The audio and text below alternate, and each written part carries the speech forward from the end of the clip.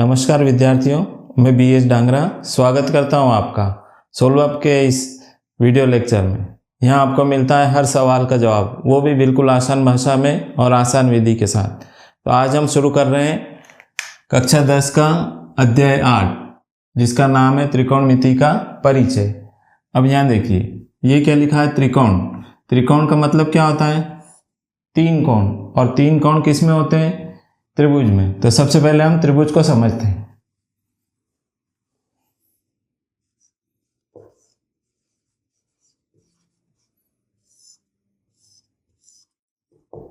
अब त्रिभुज क्या होता है?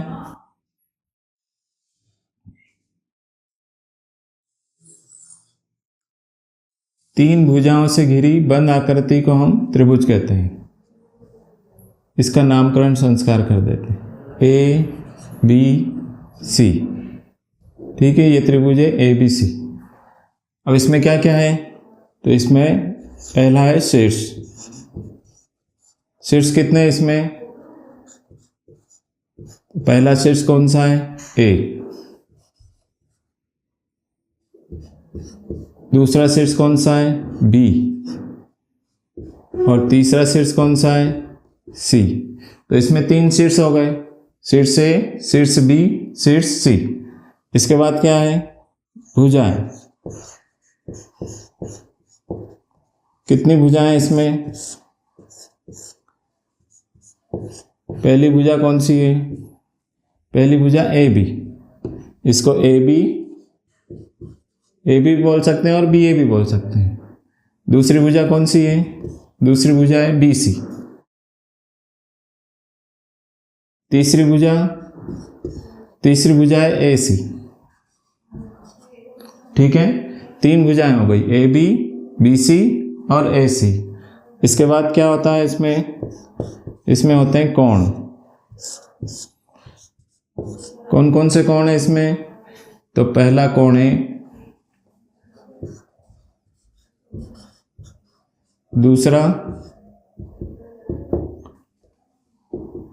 दूसरा कोण B,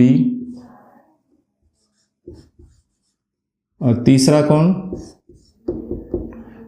कोण कौन सा है? कोण C। तो त्रिभुज किसे कहेंगे? तीन भुजाओं से घिरी बंद आकृति को हम त्रिभुज कहेंगे। ये बंद आकृति होना चाहिए, खुली नहीं होना चाहिए। इसमें क्या क्या होते हैं? शीर्ष होते हैं। कितने शीर्ष होते हैं? तीन शीर्ष होते हैं। उनके नाम क्या क्या है? A, B और C। उसके बाद क्या होता है? भुजाएं होती है। कितनी भुजाएं होती है? तीन भुजाएं होती है। पहली भुजा AB, दूसरी BC, तीसरी AC। AB, BC और AC। अच्छा, उसके बाद क्या होता है? उसके बाद इसमें कोण होते हैं। कितने कोण होते हैं? तीन कोण होते हैं। पहला कोण A, दूसरा कोण B और तीसरा कोण C। ठीक है। अब त्रिकोणमिति क्या होती है? त्रिकोणमिति में क्या होता है?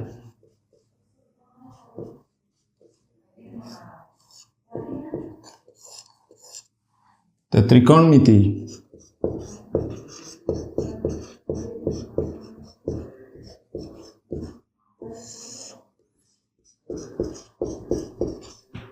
गणित की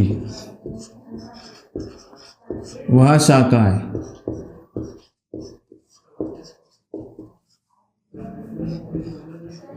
जिसके अंतर्गत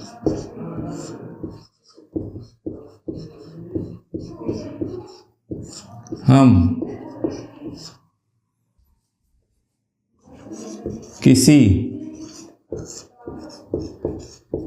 त्रिभुज की भुजाओं और कोणों का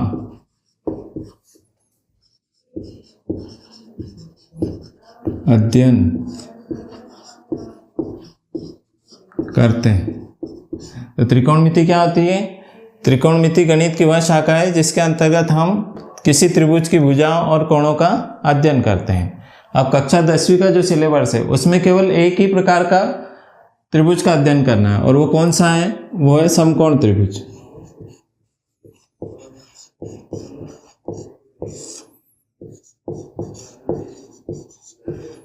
कौन सा त्रिभुज है? समकोण त्रिभुज। अब समकोण त्रिभुज क्या होता है? ऐसा त्रिभुज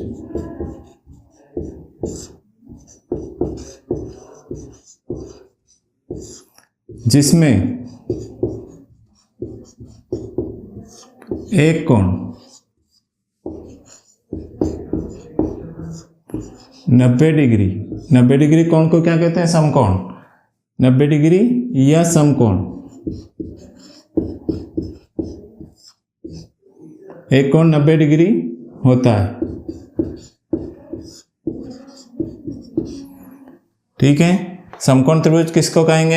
ऐसा त्रिभुज जिसमें एक कोण 90 डिग्री का होता है उसे समकोण त्रिभुज कहते हैं।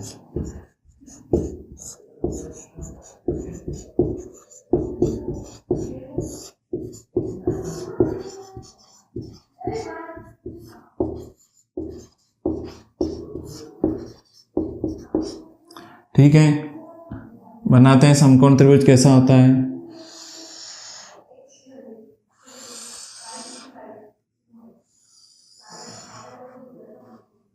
देखिए, ये दोनों जो भुजाएं हैं ये लंबवत हैं, तो यहाँ पर कितने डिग्री का कोण बनेगा?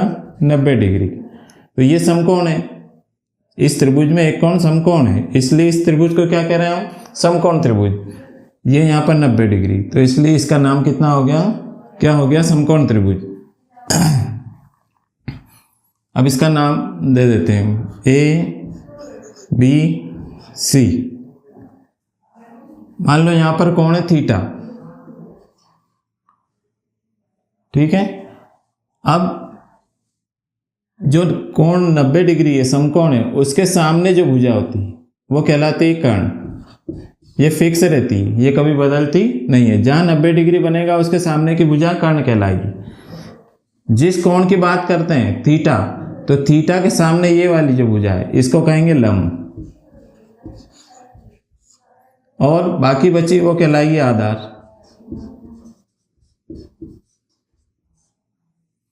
ठीक है, तो यहां पर हम लिखते हैं कोण थीटा के लिए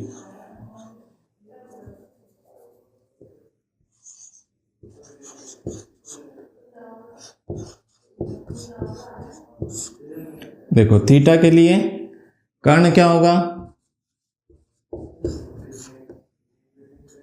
कर्ण कौन सी भुजा हो जाएगी? AC। लंब कौन सी होगी? थीटा के लिए लंब, थीटा के सामने वाली भुजा लंब, तो लंब कौन सी हो गई? AB।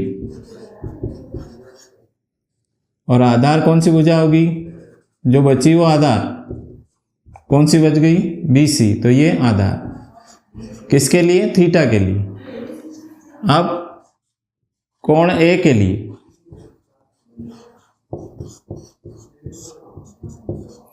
ये कोण A यहां पर बन रहा है, इसके लिए भुजाओं का निर्धारण कैसे होगा? तो कोण A ये यहां पर है, इसके सामने की भुजा, इसके सामने कौन सी भुजा है? BC। देखो, कोण A के लिए कर्ण तो वही रहेगा, कर्ण तो फिक्स रहता है, कर्ण बदलता नहीं है, तो कर्ण कितना हो गया? AC। लंब, लंब क्या हो जाएगा? A के लिए लंब क्या हो जाएगा? उसके सामने की भुजा कौन सी होगी? BC। और बची हुई आधार हो जाएगी, तो आधार कौन सी हो जाएगी? आधार बन जाएगी AB। ठीक है, देखो कोण A के लिए कर्ण तो हो गया ये वाली ऐसी भुजा, लंब कौन सी होगी उसके? एक कोण A के सामने कौन सी भुजा है? BC। तो ये लंब हो जाएगी और बची हुई आधार बन जाएगी। कोण C के लिए,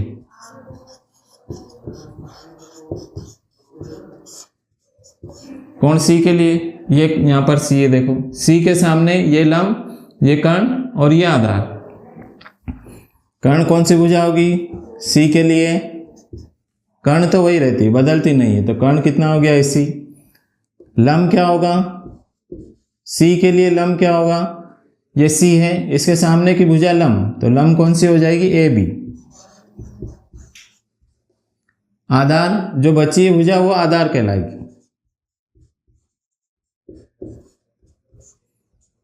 आधार कौन सी हो गई? BC। ठीक है, ये अच्छे से समझना है। यहाँ पर थीटा के लिए इस थीटा के लिए ये लंब, ये आधार और ये कर्ण। ए के लिए ये सामने की लंब, ये आधार और ये कर्ण। सी के लिए सामने की लंब, ये आधार और ये कर्ण। ठीक है, अच्छे से समझ में आ गया। अब आगे बढ़ते हैं। पाइथागोरस प्रमेय।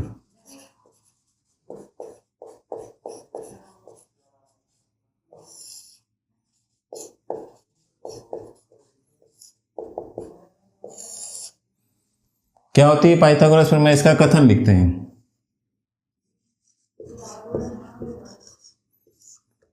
किसी समकोण त्रिभुज में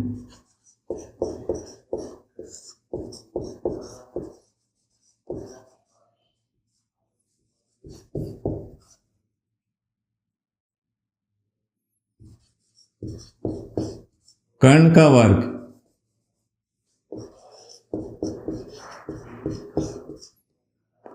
शेष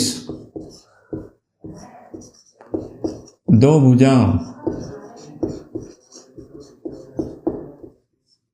के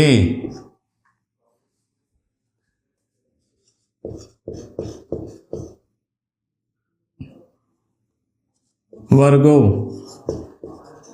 के योगफल के बराबर होता है। ठीक है, यह पाइथागोरस प्रमेय का कथन है।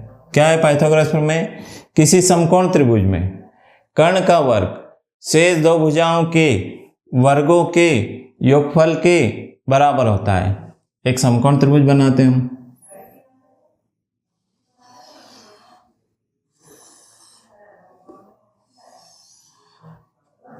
मान लो यहां पर थीटा है, नाम दे देते हैं इसको ए, ये बी और ये सी। ये कर्ण है, ये लंब है और ये आधार है। किसके सापेक्ष बात कर रहे हैं हम? थीटा के सापेक्ष। ठीक है, तो जब ये तीन भुजाएं हैं और इनमें से जब हमें दो ज्ञात हो और तीसरी ज्ञात करना हो तो हम किसका प्रयोग करते हैं? पाइथागोरस प्रमेय का। जब दो भुजाएं हमको दी हो और तीसरी भुजा हमें याद करनी हो, कोई सी भी, तीनों में से कोई सी भी दो भुजा हमको दी हो और तीसरी भुजा जब हमें ज्ञात करना होता है तो हम पाइथागोरस प्रमेय का उपयोग करते हैं। अब ये कथन को हम लिखते हैं। क्या लिखा है? किसी समकोण त्रिभुज में कर्ण का वर्ग शेष दो भुजाओं के वर्गों के योगफल के बराबर होता है। तो कर्ण का वर्ग बराबर शेष दो, ये कर्ण का वर्ग ले लिया, शेष दो भुजाएं कौन सी बची? लंब और आधार।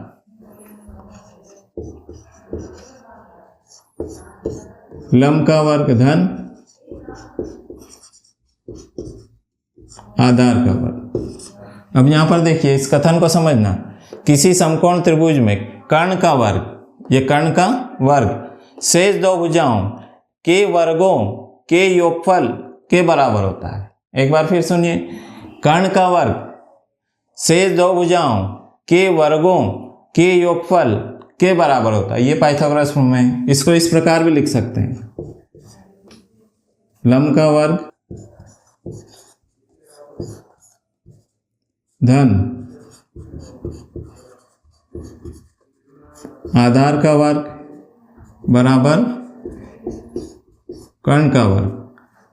जब हमको उपयोग इस तरह से करना हो तो इस तरह से लिख सकते हैं, इस तरह से करना हो तो इस तरह से लिख सकते हैं। अब यहाँ पर कुछ नोट समझिए। जब हमें तुरंत इन तीनों में से किसी एक भुजा को ज्ञात करना हो तो उसका डायरेक्ट फार्मूला हम इसी से बना रहे हैं। देखो यहाँ से, जब हमें कर्ण ज्ञात करना हो तो क्या करेंगे? हम लंब और आधार का वर्ग करके जोड़ देंगे। लंब का वर्ग धन आधार का वर्ग और इसका वर्गमूल, इससे डायरेक्ट कर्ण निकल जाएगा। जब हमें लंब ज्ञात करना हो उस समय क्या करेंगे? कर्ण के वर्ग में से आधार का वर्ग घटा देंगे, आधार का वर्ग घटा देंगे और उसका वर्गमूल ले लेंगे। जब हमें आधार ज्ञात करना हो उस समय क्या करेंगे, कर्ण के वर्ग में से लंब का वर्ग घटा देंगे और उसका वर्गमूल ले लेंगे। है यही पाइथागोरस प्रमेय, इसमें भी पाइथागोरस प्रमेय लग रही है, पर ये डायरेक्ट सूत्र बना दी इससे। देखो, जब कर्ण ज्ञात करना हो तो इन दोनों का वर्ग लेंगे और उनको जोड़ देंगे और वर्गमूल निकाल लेंगे। जब लंब ज्ञात करना हो तो कर्ण के वर्ग में से आधार का वर्ग घटा देंगे और उसका वर्गमूल ले लेंगे। जब हमें आधार ज्ञात करना हो तो कर्ण के वर्ग में से लंब का वर्ग घटा देंगे और उसका वर्गमूल ले लेंगे। तो ये डायरेक्ट फार्मूले से जो भुजा हमें ज्ञात करनी है वो निकल जाएगी। ठीक है, आगे बढ़ते हैं।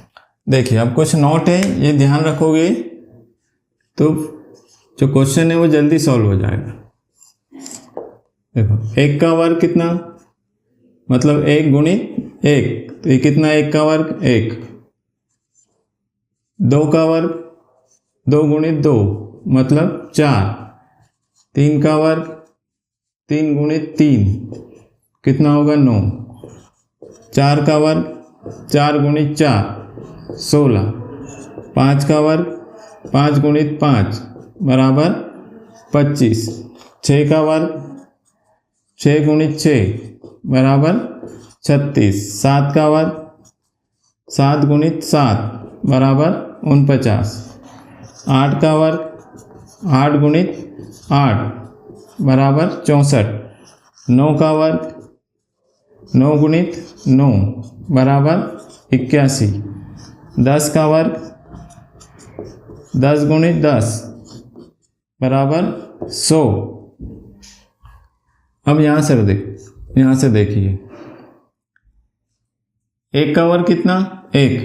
अब जब ये वर्ग इधर से हटेगा तो इधर वर्गमूल लग जाएगा, तो 1 का वर्गमूल कितना, 1। इसी प्रकार 4 का वर्गमूल 2, 9 का वर्गमूल 3, 16 का वर्गमूल 4, 25 का वर्गमूल 5, 36 का वर्गमूल 6, 49 का वर्गमूल 7, 64 का वर्गमूल 8, 81 का वर्गमूल 9, 100 का वर्गमूल 10। ठीक है, इसी प्रकार आगे और चलो। 11 का वर्ग कितना, 121। तो 121 का वर्गमूल कितना हो जाएगा, 11। 12 का वर्ग कितना, 144। तो 144 का वर्गमूल कितना, 12। 13 का वर्ग कितना, 169। 169 का वर्गमूल कितना हो जाएगा, 13। 14 का वर्ग कितना, 196। तो 196 का वर्गमूल कितना हो जाएगा, 14। 15 का वर्ग कितना, 225। तो 225 का वर्गमूल कितना हो जाएगा, 15। 16 का वर्ग कितना, 256। 256 का वर्गमूल कितना हो जाएगा, 16। 17 का वर्ग कितना,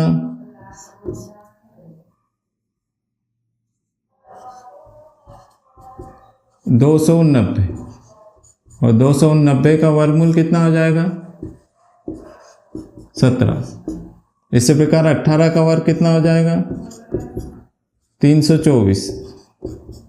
और 324 का वर्गमूल कितना हो जाएगा, 18। 19 का वर्ग कितना, 361। और 361 का वर्गमूल कितना हो जाएगा, 19। 20 का वर्ग कितना, 400। और 400 का वर्गमूल कितना हो जाएगा, 20।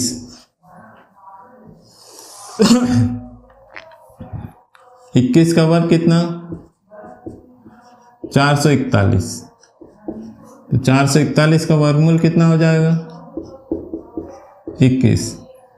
22 का वर्ग कितना? 484। और 484 का वर्गमूल कितना हो जाएगा? 22।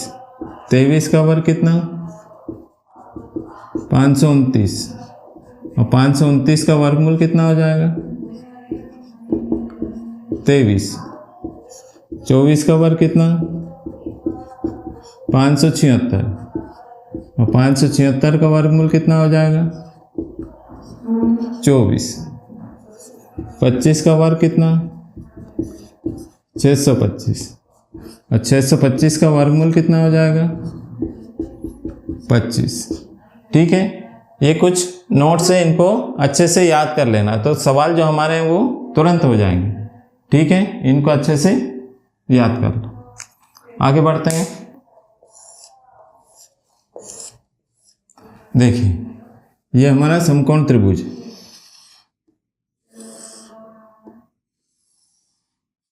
ठीक है, ये यहाँ पर थीटा, इसके सापेक्ष ये क्या हो गया? लंब, ये हो गया कर्ण, और ये हो गया आधार। ठीक है, अब जब हम लंब का अनुपात किससे लेते हैं? कर्ण से।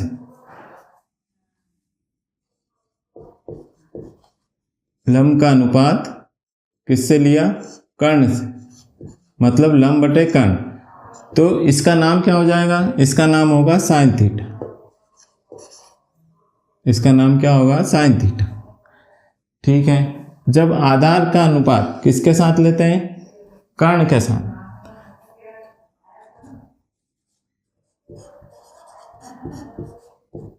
आधार का अनुपात कर्ण के साथ लेते हैं, तो उसको क्या कहते हैं? उसको कहते हैं कॉस थीटा।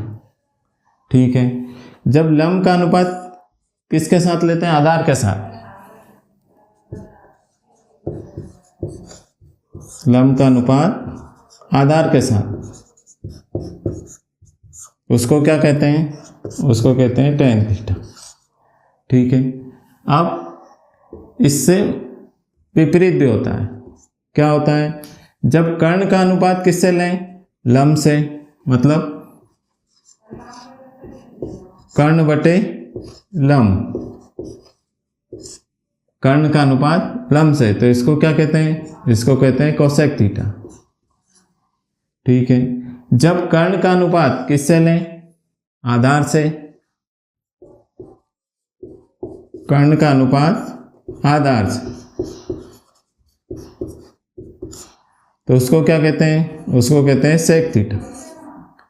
ठीक है, जब आधार का अनुपात किससे लें? लंब से, मतलब आधार बटे लंब, तो उसको क्या कहते हैं? उसको कहते हैं कोट थीटा। ठीक है, तो ये 6 त्रिकोणमितीय अनुपात है, इनको अच्छे से समझना है। पहला क्या है? Sine theta. साइन थीटा क्या है? लंब का अनुपात कर्ण से, लंब बटे कर्ण, साइन थीटा बराबर लंब बटे कर्ण। दूसरा कोस थीटा। कोस थीटा क्या होता है? आधार का कर्ण से, आधार का अनुपात कर्ण से। तीसरा है टेन थीटा। टेन थीटा किसका अनुपात है? लंब का अनुपात किसके साथ? आधार के साथ, तो ये लंब बटे आधार। इनके विपरीत होते हैं। क्या? कोसेक थीटा कितना होगा? कर्ण बटे लंब। ये इसका विपरीत हो गया, लंब बटे कर्ण से उल्टा हो गया, कर्ण बटे लंब। तो साइन का उल्टा क्या हो गया? कोसेक। फिर सेक थीटा क्या होता है? कर्ण का अनुपात किसके साथ? आधार के साथ। ये यहाँ देखो, कोस थीटा कितना होता है? आधार बटे कर्ण। तो कोस का उल्टा कितना होता है? सेक, कर्ण बटे आधार। इसी प्रकार टेन का उल्टा क्या होगा? कोट। टेन क्या होता है? लंब बटे आधार, तो कोट क्या होगा? आधार बटे लंब। तो इन 6 त्रिकोणमितीय अनुपातों को ध्यान में रखना है। अब आगे बढ़ते हैं। त्रिकोणमितीय अनुपातों को ज्ञात करने की एक ट्रिक है, उसे हम समझते हैं। देखो यहां पर लिख दिया लाल बटे कक्का। ठीक है, अब L मतलब लंब, A मतलब आधार, L मतलब लंब, K मतलब कर्ण, K मतलब कर्ण और A मतलब आधार। अब यह पहला त्रिकोणमितीय अनुपात क्या था? Sine theta. ठीक है, दूसरा क्या है? कोस थीटा, तीसरा क्या है टेन थीटा, ठीक है। साइन का उल्टा क्या होता है कोसेक थीटा, कोस का उल्टा क्या होता है सेक थीटा, टेन का उल्टा क्या होता है कोट थीटा। अब यहाँ पर देखो साइन थीटा क्या होगा, साइन थीटा बराबर लंब बटे कर्ण, कोस थीटा क्या होगा आधार बटे कर्ण, टेन थीटा क्या होगा लंब बटे आधार, ठीक है। अब उल्टा कोसेक थीटा क्या होगा कर्ण बटे लंब, सेक थीटा क्या होगा कर्ण बटे आधार, कोट थीटा क्या होगा आधार बटे लंब, ठीक है। ये इसको याद करने की ट्रिक है, लाल बटे कक्का, ठीक है। आगे बढ़ते हैं। अब यहाँ पर देखिए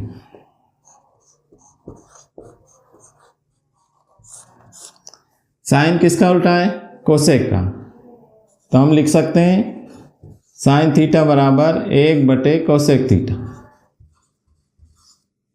ठीक है। कोस किसका उल्टा है सेक का, तो कोस थीटा बराबर क्या लिख सकते हैं, कोस थीटा बराबर लिख सकते हैं 1 बटे सेक थीटा। टेन किसका उल्टा है कोट का, तो टेन को क्या लिख सकते हैं 1 बटे कोट थीटा। इसी प्रकार कोसेक कोसेक का उल्टा क्या है साइन, तो कोसेक को क्या लिख सकते हैं हम कोसेक थीटा बराबर 1 बटे साइन थीटा। सेक को क्या लिख सकते हैं सेक थीटा बराबर 1 बटे कोस थीटा, ठीक है। कोट को क्या लिख सकते हैं, कोट किसका उल्टा है टेन का, तो कोट को क्या लिखेंगे कोट थीटा बराबर 1 बटे टेन थीटा, ठीक है। यह सूत्र ध्यान में रखना है, sine theta is equal to 1 upon cosec theta, cos theta कितना होगा 1 बटे सेक थीटा, टेन थीटा कितना होगा 1 बटे कोट थीटा। इसी प्रकार कोसेक थीटा कितना होगा 1 बटे साइन थीटा, कोसेक किसका उल्टा है साइन का, तो कोसेक थीटा 1 बटे साइन थीटा। सेक थीटा क्या होता है 1 बटे कोस थीटा, कोट थीटा क्या होगा 1 बटे टेन थीटा। ध्यान क्या रखना है कि साइन का उल्टा क्या होता है कोसेक, कोस का उल्टा क्या होता है सेक, टेन का उल्टा क्या होता है कोट। या हम ये भी कह सकते हैं कि कोसेक का उल्टा क्या है साइन, सेक का उल्टा क्या है कोस, कोट का उल्टा क्या है टेन, ठीक है। तो इनको अच्छे से ध्यान रखना है।